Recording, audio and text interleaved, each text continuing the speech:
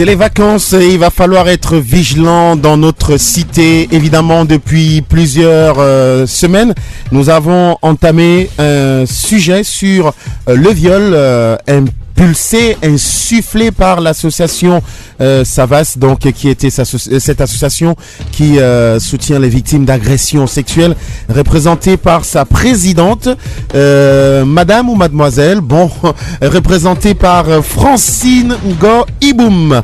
Encore avec nous ce matin. Bonjour ma belle. Bonjour Betty. Bien dormi? Oui, très bien. Tu as chaud ou tu as froid? J'ai très froid. Tu devrais avoir un peu chaud ce matin. Parce que ça va être chaud tout à l'heure. Oui. Ça va être chaud tout à l'heure. Évidemment, depuis le jeudi, depuis quelques semaines, on a commencé évidemment avec l'origine du viol. Le pasteur Amos était des nôtres. Et puis on a parlé des facteurs de risque et conséquences du viol, plus la sensibilisation sur les comportements à risque. On a aussi parlé de la clinique du viol, comment aborder la victime. Et aujourd'hui, nous allons aborder justement l'aspect juridique de la question, tout simplement. Et aussi avec un témoignage. Ça va être très chaud tout à l'heure. Et on parlera aussi d'un livre consacré donc à cet acte odieux. C'est l'occasion de le dire.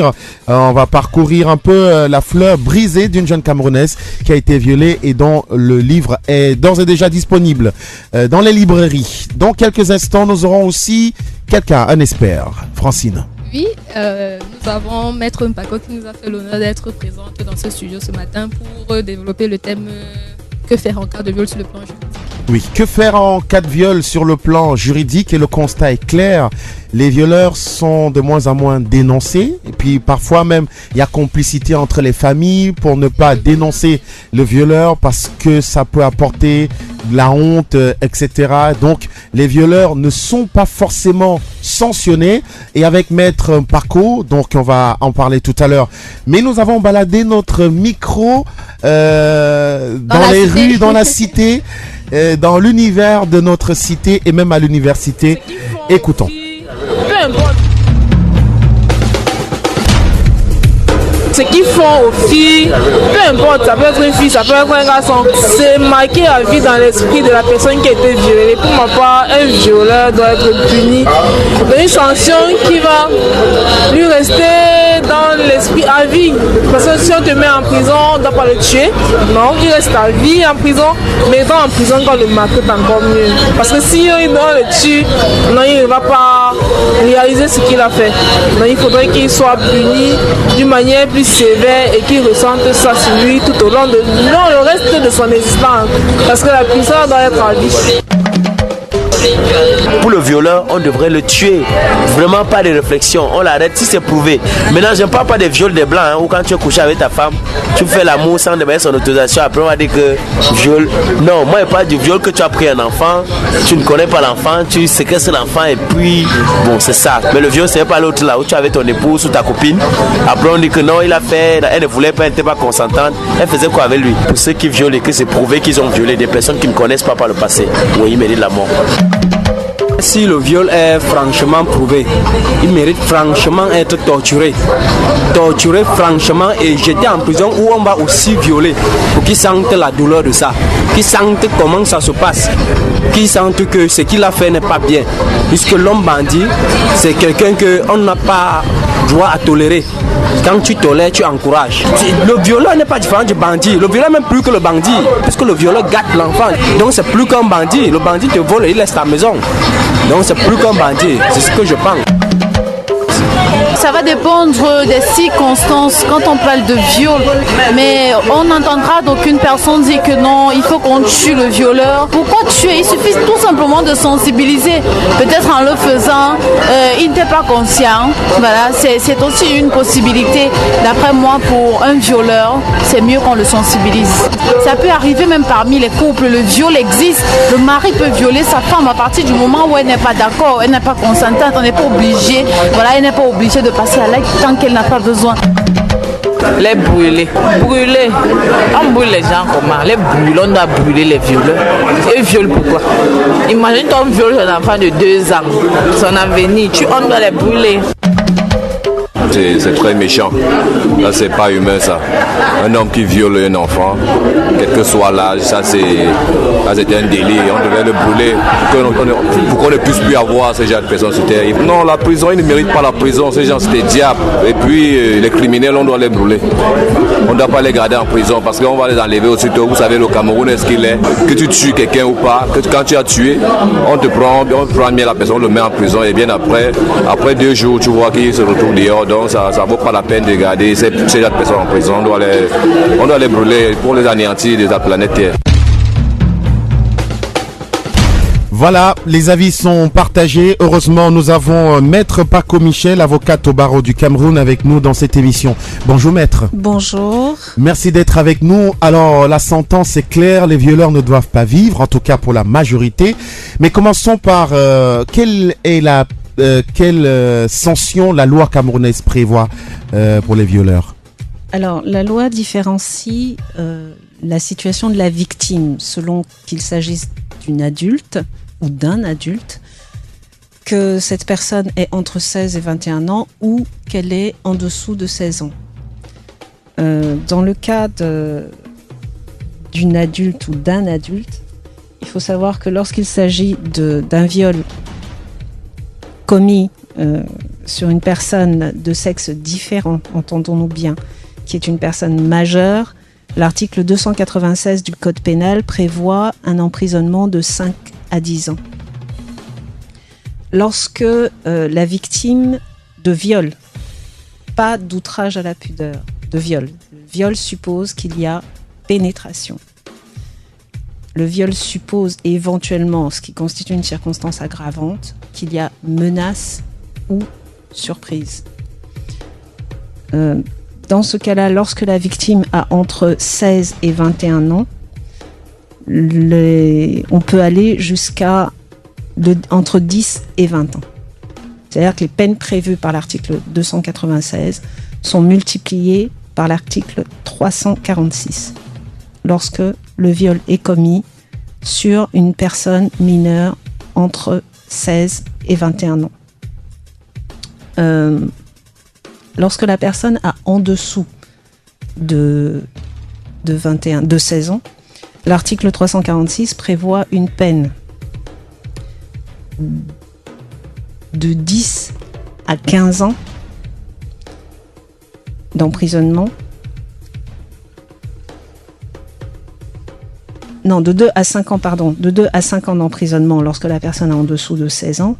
Mais ces peines sont doublées si la personne qui a commis le viol a autorité a une autorité familiale ou coutumière sur la victime, est un enseignant ou un ministre du culte. D'accord ? En cas de viol sur une personne âgée dont l'âge est inférieur à 16 ans, la personne auteur du viol ne doit être ni enseignant ni ministre du culte et ne doit pas avoir autorité, qu'il s'agisse d'autorité familiale ou d'autorité coutumière. Dans ces cas-là, dans les cas que je viens de citer, l'emprisonnement peut aller jusqu'à l'emprisonnement à vie. La personne encourt l'emprisonnement à vie. En dehors de ces cas-là, la personne encourt de 15 à 20 ans de prison. Oui. Très bien. Alors, maître, ça c'est une chose. Ça, c'est le viol. Ça, c'est le viol. Maintenant, il y a un constat qui est clair, un constat qui est relevé d'ailleurs par les Camerounais que nous avons écoutés dans ce Vox Pop. Est-ce qu'un violeur est différent d'un criminel? Alors, entendons-nous bien.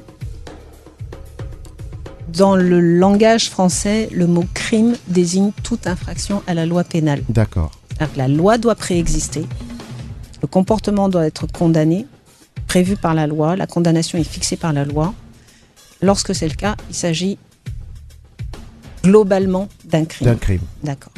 Maintenant, dans le cadre de la loi pénale, lorsque la peine encourue est inférieure à 10 ans, il s'agit d'un délit et on parle de prévenu. D'accord. Lorsque la peine encourue est supérieure à 10 ans, je vous ai cité des cas où la peine encourue est de 15 ans, 20 ans ou l'emprisonnement à vie, on parle dans la loi pénale d'un crime et on parle d'accusé. Voilà pour les distinctions, les subtilités du langage procédural. Ok. Mais les violeurs sont des criminels. Une distinction a été apportée par les personnes qui ont été interrogées et qui ont soulevé le fait qu'il fallait que le viol soit prouvé. Et c'est là toute la difficulté. La preuve doit permettre de désigner clairement le violeur comme l'auteur du viol et doit permettre de prouver qu'il s'agit effectivement d'un viol. Je m'explique. Si on sort du cadre qui est strictement prévu par la loi, à savoir des violences physiques ou morales, aboutissant à contraindre une femme, même pubère, à avoir des relations sexuelles. Voilà le cadre légal. Il faut la contrainte par des violences physiques ou morales. Les violences physiques, une gifle, une bastonnade. Les violences morales, il peut s'agir d'une menace corporelle, menace d'un danger pour soi-même ou pour un tiers. Voilà ce qu'on appelle une violence morale au sens du code pénal. Maintenant, il faut prouver la relation sexuelle, mais enfin, bon, la plupart des... Je suis obligée d'aborder la question. La plupart des violeurs disent que oui, mais c'est pas moi. D'accord, c'est pas toi, c'est qui? Non, moi, j'étais au village, j'étais, etc. Bon, d'accord. Le problème qui va se poser va être d'apporter la preuve que le viol a été commis par cette personne-là. Le fait de la violence, le fait de l'agression sexuelle n'est pas le plus difficile à prouver. Ce qui est le plus difficile à prouver, c'est ce qu'on appelle en droit pénal l'imputabilité. On impute à cette personne le fait infractionnel, on lui impute la responsabilité du viol, mais il faut le prouver. Il faut établir que c'est bien ce monsieur qui a commis ce viol. Plus rare, mais qui existe quand même, ou cette femme qui a commis ce viol. Bon, il faut savoir également que lorsqu'il s'agit de viol vis-à-vis d'une personne du même sexe, on se retrouve dans le schéma effectivement de l'emprisonnement à vie. Petite parenthèse, que je referme tout de suite. Tout de suite. D'accord. Maître Paco Michel, alors est-ce que tout ceci pourrait expliquer le fait que les violeurs ne soient pas en règle générale sanctionnés? Ne peut pas tout expliquer. Tout ceci ne peut pas tout expliquer. En Occident, d'une manière générale, dans les pays, on va dire développés, il y a la possibilité de faire des tests ADN, de vérifier...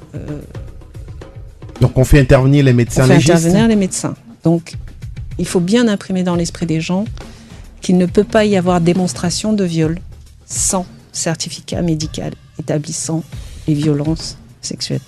Ce n'est pas possible. Il faut qu'un médecin établisse un document qu'on appelle un certificat médico-légal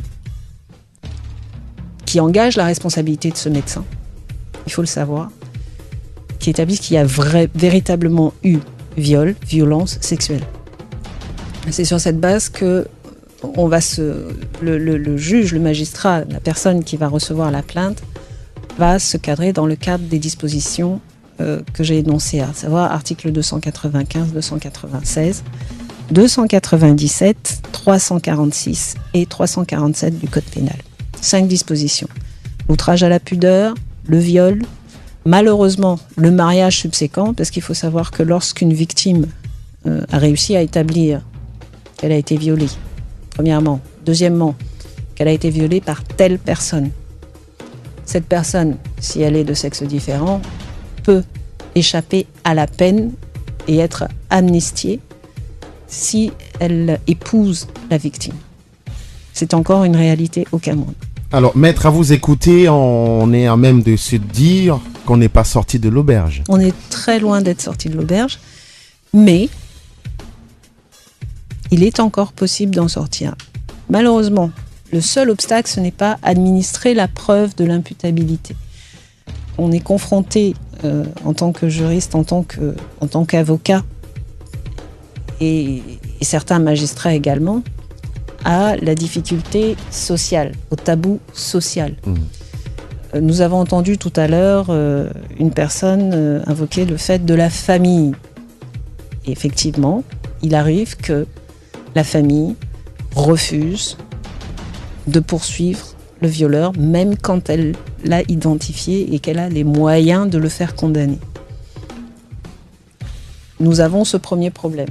Le second problème est qu'il arrive que la victime elle-même ou les membres de sa famille refusent de poursuivre le violeur pour des motifs coutumiers. Nous avons déjà, personnellement, je me suis déjà entendu dire que des considérations coutumières empêchaient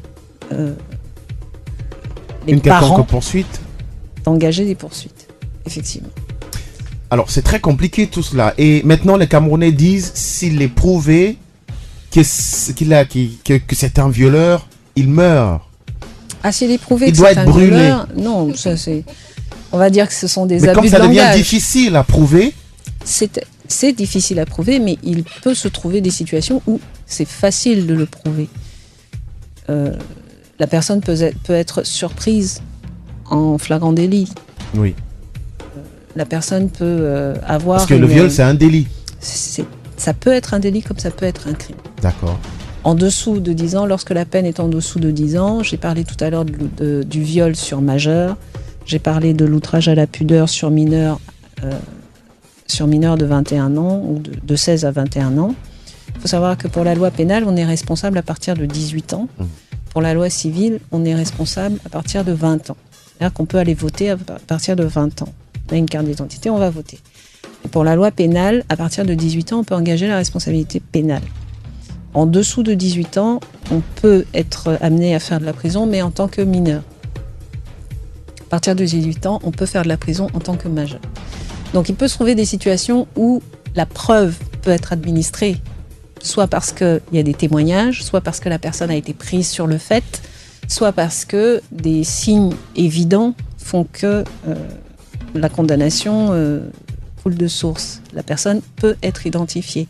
Lorsque la victime peut, par exemple, décrire physiquement et faire état d'une spécification physique, une cicatrice ou une marque, bon, il est difficile de ne pas établir un lien. Le lien est établi. S'il y a une conjonction de temps, de fait, de lieu, si ce monsieur qui a une balafre qui part de l'oreille jusqu'au menton sur la joue gauche est identifié au cimetière de Noubel à 5h du matin, s'il est identifié par une personne et que la victime dit effectivement j'étais au cimetière et ce monsieur m'a violée, il y a de fortes chances pour que la personne soit condamnée. Bien. Alors, maître, pour nous, c'est un peu compliqué. On écoute tout cela, on dit, mais tiens, on a des violeurs qui se baladent et puis on a peur de sortir, nos enfants sont en danger. Il y a des raisons coutumières et tout ce que vous avez évoqué qui empêchent l'évolution des enquêtes parfois. Alors, nous, on a envie de savoir ici, pourrait-il avoir viol dans un couple? Non. Le Cameroun ne reconnaît pas cela. Le Cameroun ne reconnaît, la loi pénale camerounaise ne reconnaît pas le viol entre époux. L'acte sexuel est considéré comme un devoir conjugal et peut faire l'objet d'une procédure de divorce, peut être un motif de divorce. D'accord. L'absence d'acte sexuel dans le mariage au Cameroun peut être une cause de divorce. Mais nous avons quand même quelques États, notamment aux États-Unis, qui s'insurgent contre cet acte. Environ 7 États, 43 sont bon, d'accord, oui, pour nous, c'est les mariés, ils peuvent s'entendre, etc. Mais bon, est-ce qu'il est déjà arrivé qu'un violeur accepte, avoue son acte? À 2 reprises, j'ai assisté à des aveux. En 22 ans. En 22 ans. Ça n'a rien de drôle, Francine, c'est grave. Justement parce que c'est grave. C'est grave. Alors, non, mais dans l'échelle de c'est grave. C'est grave parce que il y a beaucoup de choses qui sont graves. Le fait qu'on puisse imaginer un seul instant qu'une gamine de 16 ans se plaigne d'un viol et que l'auteur, pour échapper à la peine, puisse déclarer « d'accord, je l'épouse », de mon point de vue, c'est d'une gravité exceptionnelle, parce que c'est amener donc la victime d'un viol à devoir vivre de manière obligatoire son calvaire, soit jusqu'à ce que la mort les sépare, soit jusqu'à ce qu'il y ait divorce, mais alors là, il faudra trouver un motif. Pour moi, c'est grave. Que des parents puissent invoquer l'autorité du chef coutumier qui s'oppose à des plaintes parce que c'est dans sa communauté que le viol a été commis, pour moi, c'est grave. Et j'estime que le ministère public, le représentant du parquet, doit pouvoir se saisir et poursuivre, malgré que les parents s'opposent à la poursuite. Or, ce n'est pas le cas. Au Cameroun, ce n'est pas le cas. Et pour moi, ça, c'est grave. Bien. On a des messages. Le violeur est bandit car il vole le sexe de sa victime et mérite par conséquent le pire des châtiments, qui est pire que la mort, à savoir couper son sexe, qui lui sert d'arme. Bon, ça, c'est pour le cas du garçon. Et pour la dame, alors, on fait comment? On va couper quoi? Je vous rappelle qu'il y a une autre infraction qui s'appelle l'excision. Ah, d'accord, là, c'est encore plus... C'est un peu comme la justice populaire. Puisqu'on évolue manifestement dans le cadre de la justice populaire. Donc, si on vous attrape en train de lâcher quelqu'un... Je suis pour l'égalité des droits et des obligations. D'accord, maître. Salut Bertie, comment tu vas? Juste pour vous tirer un coup de chapeau. Vous faites du bon boulot au studio. Le viol est un crime. Violer un enfant, c'est tuer cet enfant. Donc, un viol ne doit pas rester impuni. Voilà. Sauf que c'est très difficile, en tout cas compte tenu de tout ce que maître Paco Michel nous a expliqué. On va se retrouver dans pas très longtemps, le temps de tourner une page de pub, et puis on aura un témoignage saisissant. C'est en direct, c'est sur Radio Balafon. À tout de suite.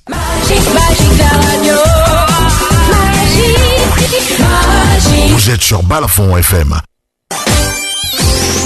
Holidays Acte 4, place au 2e Prime. Clétous Entertainment vous invite ce 22 juin à l'hôtel Dream Palace de Douala pour la suite de la compétition. Au menu, battle, zoropoto, karaoké, danse, rap, Miss Master. Pour rehausser cette compétition, des artistes de poigne, Dynastie le Tigre. Dans son cabangodo, elle me prépare le bilolo pour faire grandir mon dolo. C'est pourquoi moi je l'aime.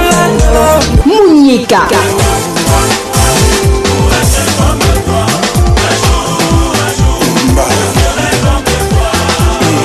Hervé Guébo. Et pour vous faire mourir de rire, Marcus. Holidays, c'est ce 22 juillet au Dream Palace Hotel dès 14h précises. Holidays 4G, la vitesse de la lumière. Après l'acte 1 et 2 de l'événement humoristique le plus populaire de l'année, voici le 3e rendez-vous de la caravane de l'humour sous le signe Viens Lap à mort. À vos stylos, vendredi 25 juillet 2014 à Douala-Bercy avec Moustique le charismatique, Moussa Jean Calagan, Paracétamol, Mboma Hélicoptère, Black Oya le métis, Michigan l'Africain, Criticos, Président Antonio, Professeur Ndiasso, Boli Bolingo, Sikati, Oga le Pichichi, Roi du Gombo et Safari à Big Money. Artistes invités, DJ Gérard Ben, Saint-Bruno et Mounieka. Un événement parrainé par le patriarche Wakefogen. Passe 3000 francs et 5000 francs VIP plus un DVD de la 2e édition. Ticket disponible à Douala-Bercy, DBS, Radio Balafon, ABK et la Cravaterie. Téléphone 99 79 47 84 74 15 88 15. Caravane de l'humour, 3e édition. Viens et Lap à mort. Avec le soutien de Radio Balafon. Vous êtes âgé entre 18 et 35 ans. Vous êtes bilingue. Vous vous intéressez à la prise de responsabilité dans votre communauté. Vous voulez être la solution et non le problème. Vous êtes un jeune citoyen actif. Vous êtes un leader d'association. Vous aimez le travail en équipe. Alors, vous pouvez prendre part gratuitement à la 3e édition de l'Académie camerounaise de leadership qui se tiendra dans le merveilleux centre de formation de l'AESONEL à Ombé du 13 au 19 octobre 2014. Pour plus d'informations, Veuillez visiter notre site internet www.camerleadership.org et remplissez en ligne votre fiche de candidature avant le 31 juillet 2014. Email info@goaheadafrica.net. Téléphone 33 32 32 09 ou 77 92 36 12 ou le 74 60 80 92. L'Académie camerounaise de leadership. Former des meilleurs leaders qui construiront des meilleures communautés.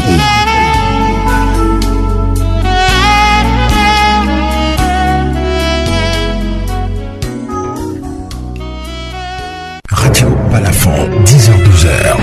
Carrefour. Il était en infraction. Quand il est en infraction, quand on le scelle, la première des choses, c'est qu'on filme d'abord l'infraction.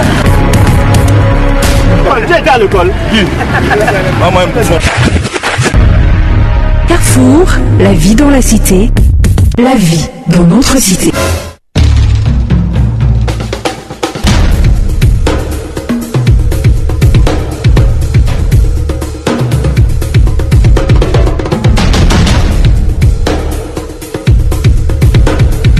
Alors, nous sommes de retour en compagnie de Maître Mpako Michel, avocate au barreau du Cameroun, et nous abordons aujourd'hui l'aspect juridique du viol.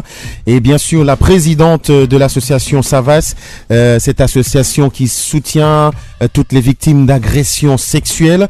Et puis, on a des messages qui arrivent. Bonjour. Si pendant un viol, la femme atteint l'orgasme, pourra-t-elle dénoncer son violeur ? Ça c'est, je comprends pas. Bon, de toute façon, on va y revenir. Alors, Maître, peut-être revenir à toutes ces difficultés qui vous empêchent, vous, de faire pleinement votre devoir, le devoir de sanctionner les auteurs de ces actes odieux. Évidemment, une femme violée, elle est salie. Elle est, comment dire, les mots ne pèseront suffisamment pas lourd pour décrire, évidemment, le psychotraumatisme que la victime pourrait avoir, une femme ou un homme, un enfant ou un adulte, en tout cas ça dépend. Maintenant, vous parlez de la mentalité. Oui, dans le Vox Populi que nous avons entendu en entrée au début de l'émission, je voulais faire remarquer aux auditeurs que sur 10 cas qui ont parlé des violeurs, 8 n'ont parlé que des viols de mineurs. C'est l'une des difficultés auxquelles nous sommes confrontés en tant que juristes, à savoir que la mentalité camerounaise dénie à la femme adulte la possibilité d'invoquer un viol et de le dénoncer. On part du principe soit qu'elle l'a cherché, soit qu'elle était habillée légèrement, soit qu'elle a dit non, mais en fait ça voulait dire oui.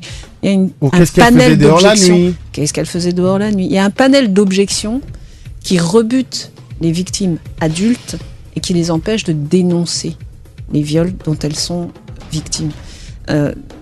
Ça, c'est l'une des objections. La seconde que j'aurais à émettre est que on a longtemps entendu le débat sur les homosexuels, et l'un des débats juridiques qui fait que il y a un pour et il y a un contre, c'est l'origine du texte qui sanctionne l'homosexualité. Il faut comprendre une chose, la loi pénale doit être une loi dans l'échelle des normes juridiques, à savoir qu'elle doit être examinée et adoptée en Assemblée nationale avant d'être promulguée par le chef de l'État. Voilà ce qu'est une loi. Or, les dispositions relatives à l'outrage à la pudeur sur mineurs de 16 ans, sur mineurs de 16 à 21 ans, ou l'homosexualité, ne sont prévues que par un texte qui s'appelle une ordonnance, qui est un acte signé par le chef de l'État et incorporé, qui a été ensuite incorporé à la loi pénale. Or, une ordonnance, du point de vue de la Constitution, ne peut pas avoir force de loi dans le domaine pénal, sauf au Cameroun manifestement. Donc voilà un des obstacles juridiques auxquels nous sommes confrontés. Nous ne pouvons pas faire condamner quelqu'un entre 15 et 20 ans ou entre 10 et 15 ans, qu'il y ait consentement ou non pour ce qui concerne les mineurs de 16 ans ou sans consentement, les mineurs de 16 à 20 ans ou sans consentement pour les mineurs de 16 ans. Mais le fait que ce texte ne soit pas véritablement un texte de loi fait que les magistrats préfèrent se rabattre sur l'outrage à la pudeur, qui prévoit des peines nettement inférieures, qui ne dépassent pas 5 ans. Et ça devient très compliqué. Vous avez trop d'obstacles, visiblement. On a comme le sentiment, on pourrait prendre le rappeur MC Solar, que vous êtes des mercenaires desperados envoyés en enfer pour une mission commando. Et voilà, mais il y en a qui pensent que on doit d'abord identifier le violeur et passer à la justice populaire, en tout cas parce que c'est un crime odieux, etc. Et en parlant de violeurs et de viol, nous aurons le témoignage d'une dame. Oui. Je me lève, je me mets au garde à vous. Voilà. Chapeau bien bas. Écoutez bien. Henriette Francine Goïboum est née le 24 mars 1989 à Sonloulou. Bien qu'ayant fait des études de commerce, elle n'a jamais eu pour véritable passion que la littérature. Passion qui lui permettra de décrocher le 3e prix étranger du concours international des 10 mots de la francophonie organisé par la FAL. Engagée dans la lutte contre les violences sexuelles, cette jeune Camerounaise est aujourd'hui présidente, fondatrice de l'association de soutien aux victimes d'agressions sexuelles, en abrégé SAVAS. Elle, c'est Francine Goïboum qui nous accompagne depuis le début de ce programme. Évidemment, elle va nous dire exactement pour quelles raisons elle décide d'écrire ce livre, Fleurs brisées. Sur Radio Balafon, nous l'écoutons, Francine. Raconte-nous. Tu ne peux pas d'abord mettre une musique à la Hitchcock. Non, pas la Hitchcock. Moi, j'ai envie de faire un peu de silence. Il y a un peu de silence, là. Voilà. Alors, silence d'épouvante. Le livre Fleurs brisées est tout simplement un livre témoignage. Parce que moi, je suis une victime de viol, en fait. Et c'est arrivé comment j'avais 22 ans et j'en ai 25 aujourd'hui.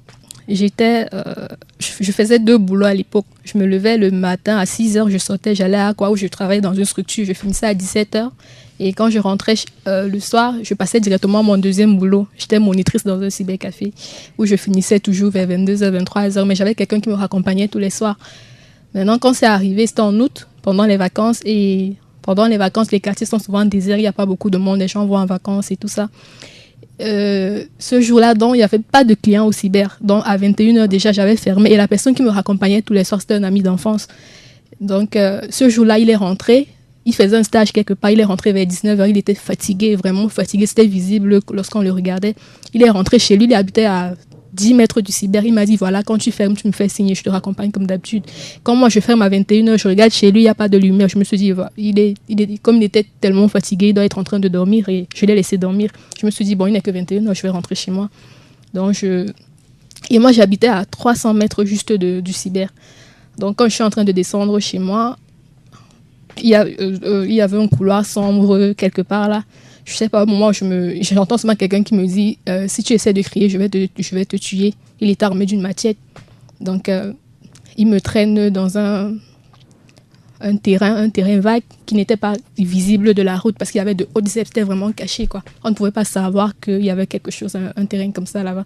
Il me traîne, il prend tout ce qu'il a, prend le téléphone. Et je continue en disant, en me relevant pour le supplier, il s'était figuré que je voulais m'enfuir. Et il m'asséna un coup du revers de la machette qui rata de justesse ma gorge, ce qui ne fit que l'énerver encore plus. « Ok, dit-il avec agressivité, tu vas choisir.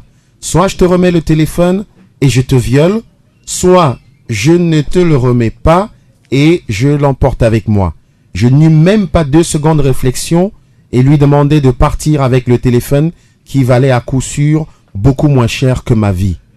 Mais c'était peine perdue car le mécréant avait d'autres idées derrière la tête. Il me dit, dans tous les cas, tu sais que vous les femmes, cachez toujours beaucoup de choses sous vos vêtements, notamment dans vos sous-vêtements.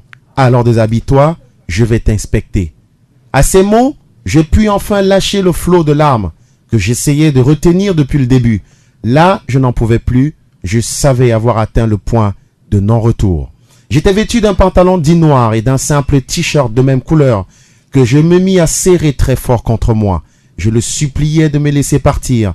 Je persistais dans mon mensonge en lui disant que j'avais mal au ventre à cause de ma grossesse, qu'il devait me laisser et que je lui promettais de l'oublier dès que j'aurais le dos tourné.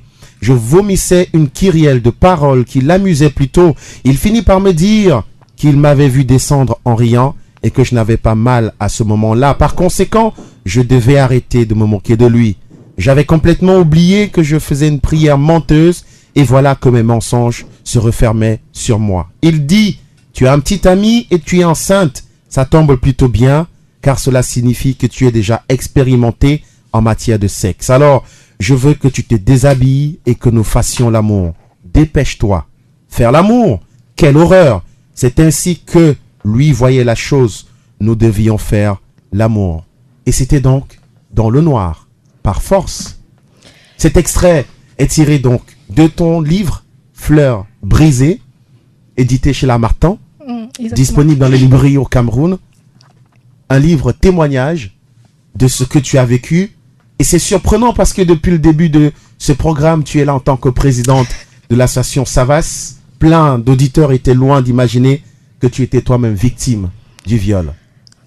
On ne peut pas parler d'une chose qu'on ne connaît pas. Il faut avoir vécu quelque chose pour pouvoir mieux en parler, pouvoir mieux sensibiliser les autres par rapport. Donc, c'est justement parce que j'ai vécu cela que le livre a vu le jour, que l'association aussi a vu le jour.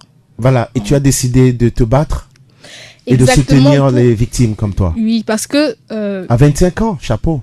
Je me lève encore. Hein. 22 ans. Non, à 25 ans, tu as déjà un projet comme celui-là. C'est magnifique parce que le viol, c'était il y a 3 ans. Alors maintenant, puisqu'on est avec Maître Paco, qu'est-il arrivé au violeur? Ça, je ne sais pas parce que c'est vraiment, j'ai eu le courage de porter plainte. Je suis allée porter plainte peut-être 2 semaines après parce que j'avais reçu des coups de machette. Je me suis même évanouie pendant l'acte. Il a abusé de moi comme il voulait. Quand j'ai pu me relever, je me suis soignée. Je suis allée porter plainte, mais j'ai eu un piètre accueil au commissariat. Vraiment, il y a de quoi avoir la chair de poule. J'arrive au commissariat le lundi à 8h du matin. Je suis avec ma soeur parce que je n'avais pas vraiment marché. Il fallait toujours qu'on me soutienne. J'arrive au commissariat. Nous sommes les premières personnes. Le commissaire arrive peut-être 30 minutes plus tard. Il arrive avec des amis, ils font peut-être 1 heure dans le bureau, ils sont en train de causer business et tout ça. En fait, quand tu arrives au commissariat, tu remplis une fiche, je crois. On sait pourquoi tu es là, l'objectif de ta visite. Alors, il sait pourquoi je suis là et je ne sais pas s'il n'est pas au courant que le viol, c'est quand même quelque chose de très délicat. En fait, il nous appelle dans son bureau, ses amis sont toujours là. Moi, je n'arrive vraiment pas à parler. Non, devant lui encore, c'est difficile, mais en plus, il y a 2 autres personnes. C'était vraiment compliqué. Et lui trouve que mes larmes le gênent plutôt. Il refuse de me recevoir et il m'envoie chez un inspecteur de police. L'inspecteur arrive, quand on est dans le bureau, je crois qu'il reçoit un coup de fil qui empêche qu'il continue à m'auditionner. Il se place. Imaginez, on est un lundi dans un commissariat. Les gens ont eu à accumuler des plaintes tout le week-end, vendredi, samedi, dimanche. Ils n'attendent que le lundi pour venir déposer. Le commissariat est plein à craquer. Le monsieur se tient dans le couloir et il dit à son collègue...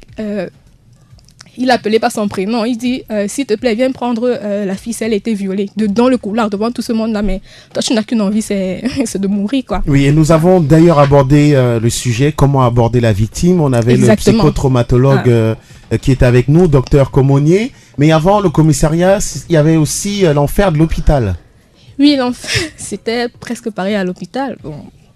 Mais moins quand même, parce que je suis arrivée, on a pris les paramètres et tout, mais le truc c'est que quand j'arrive chez le médecin, c'était une femme, c'est vrai, et j'ai demandé à avoir une femme. J'arrive chez une femme, je me disais que peut-être ça serait un peu plus facile, mais je suis devenue un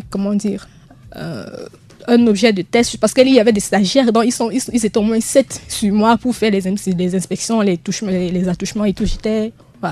J'étais sidérée, quoi. Je ne faisais que pleurer, je pouvais que pleurer. Oui. Je m'attendais à ce qu'elle me reçoive seule, mais elle vient avec 6 autres personnes et des stagiaires qui te touchent comme ils veulent, ils posent des questions, tu es gêné, quoi. Voilà. Ouais.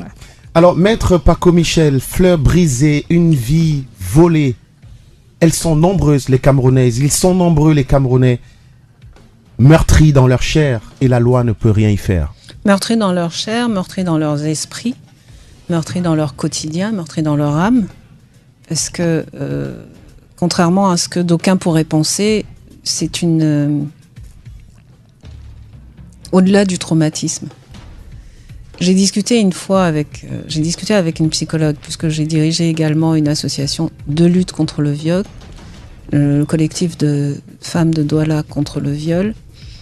Et la psychologue m'expliquait que lorsque vous subissez un événement à ce point traumatique, il emprisonne en quelque sorte votre cerveau et vous empêche d'acquérir certaines connaissances. Vous pouvez lire des cours pour passer un examen, vous ne pourrez pas emmagasiner et retenir ce que vous lisez parce que la pression, la peur et tout ce qui est tous les sentiments négatifs associés au traumatisme de l'événement que vous avez vécu emprisonnent votre cerveau et l'empêchent d'acquérir de nouvelles connaissances.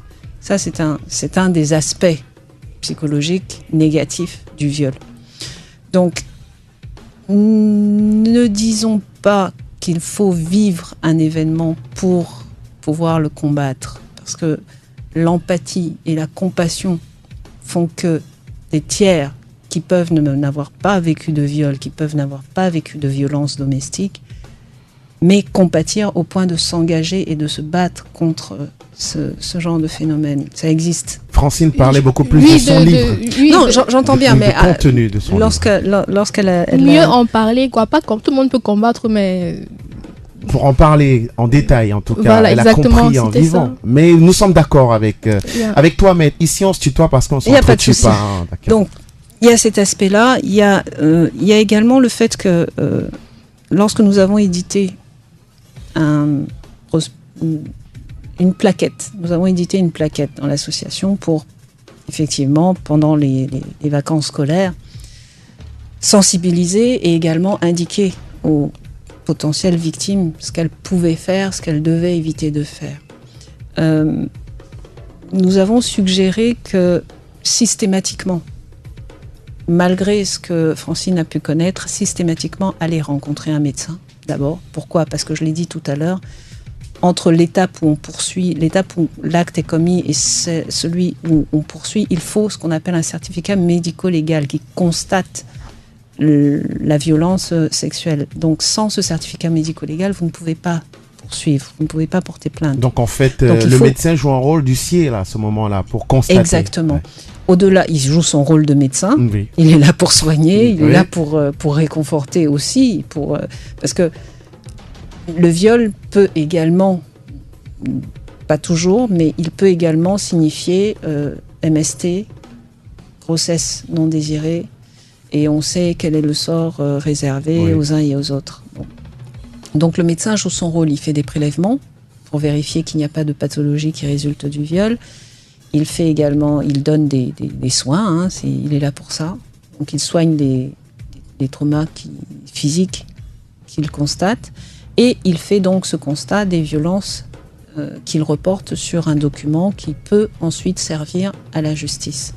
Dans l'association, nous avions également demandé à toutes les victimes, c'était peut-être une erreur, non, quelque chose malheur est bon malheureusement, nous avions demandé à toutes les victimes qui nous ont contactés de rencontrer un psychologue, justement pour apprivoiser et finalement évacuer toute la charge négative liée au traumatisme résultant du viol. Parce que quelqu'un qui est obnubilé par cet événement ne peut pas porter plainte, n'est pas serein, n'est même pas un témoin valable. Parce que c'est un témoin qui va être rapidement déstabilisé par la partie adverse. Oui. C'est un témoin qui va se briser, qui ne va pas être en mesure de soutenir d'abord l'accusation et ensuite qui ne va pas pouvoir faire face à la contradiction. Or, quand on prépare un témoin en tant qu'avocat, quand on prépare quelqu'un à témoigner devant le tribunal, c'est encore plus traumatique que de passer un examen, parce qu'il y a une sanction qui est liée à ce qu'on va dire. Il est très difficile, si la personne n'a pas été prise en charge psychologiquement, de l'amener à dire ce qu'elle doit dire devant le tribunal. Et donc, comme cela, la loi vous pourrez avancer. Exactement. Pourquoi ? Parce que la personne qui va comparaître à ce moment-là devant le tribunal, elle est objective, elle est cohérente, elle est précise et elle est déterminée, c'est fondamental. Nous avons eu une psychologue qui était tellement forte que les victimes sortaient de chez elle et elles se sentaient tellement bien qu'elles ne voulaient plus porter plainte après. Donc, nous avons également dû faire face à ça. Mais, systématiquement, quel que soit le sort apporté à la plainte, il faut porter plainte. Parce que ça fait partie, il faut même contre inconnu. Même contre inconnu, peu importe. Pourquoi ? Parce que ça fait partie, c'est un des éléments du processus de guérison de la victime.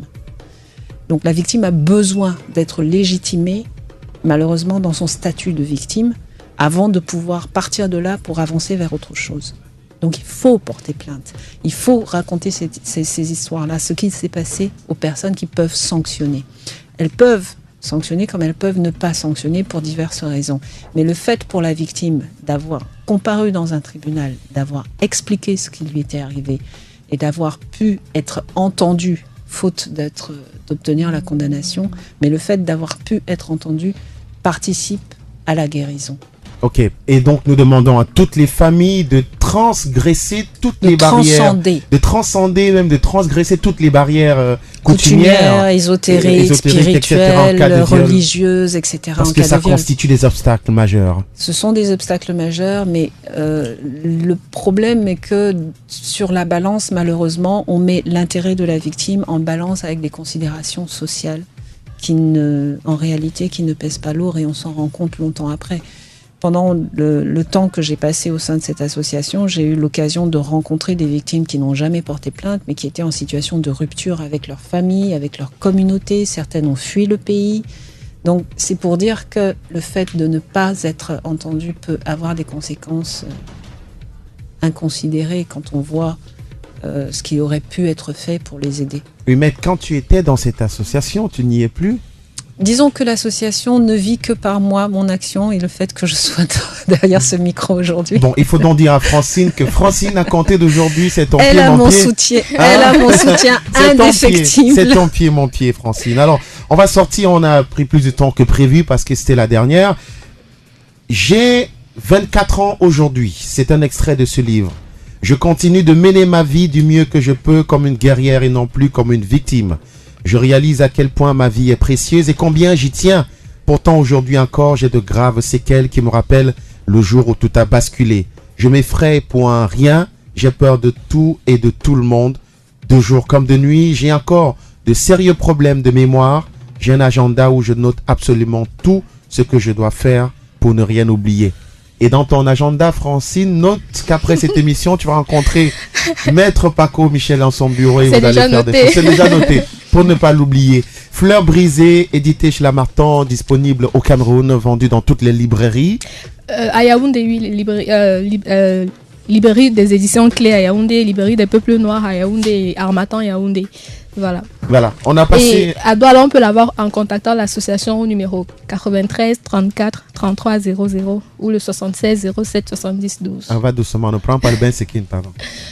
93 34 33 00 76 07 70 12. Merci infiniment. On a passé de bons moments en ta compagnie, des moments assez édifiants en compagnie des experts, évidemment des sociologues, des pasteurs, des psychotraumatologues, des psychologues et des avocats, notamment Maître Paco Michel, juriste aussi, vraiment, qui est une femme qui a un cœur comme ça, grand comme l'univers. Oui, non, ça il faut le reconnaître. Le cœur à l'ouvrage et l'ouvrage à cœur. Elle n'a pas hésité qu'on lui a fait appel. Merci infiniment, Maître, et à très bientôt. C'est moi qui vous remercie. Bonne journée. Alors, Francine. Oui, à bientôt. À bientôt, merci. C'est ton pied, mon pied.